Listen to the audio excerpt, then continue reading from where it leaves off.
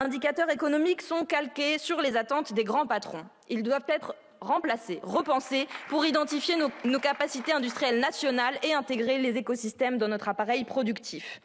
Contre votre politique qui brise des vies et ruine le pays, nous ferons une économie au service des besoins. La boussole de tous nos choix en matière de politique industrielle, ce doit être le changement climatique qui menace les conditions mêmes de la vie sur Terre.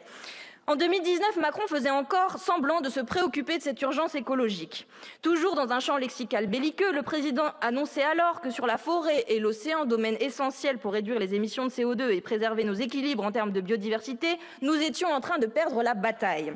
6 ans plus tard, au cours du seul mois de janvier 2025, donc 18 fermetures d'usines ont été annoncées et parmi elles, Photowatt, la dernière manufacture française de panneaux solaires. En Macronie, la France est incapable d'assurer sa production d'énergie renouvelable. Les composants vont devoir faire le tour du globe avant d'être installés.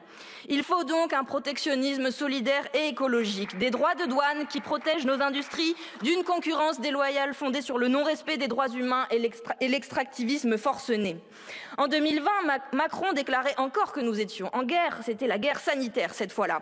Pourtant, l'automne dernier, on apprenait que le laboratoire Sanofi s'apprêtait à vendre, sous votre regard complice, le Doliprane à un fonds d'investissement états-unien.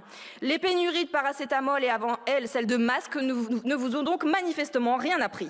Pour protéger l'indépendance sanitaire nationale, pour se préparer aux pandémies, il faut nationaliser les entreprises critiques. Ce doit être fait dans tous les secteurs où un contrôle public est nécessaire.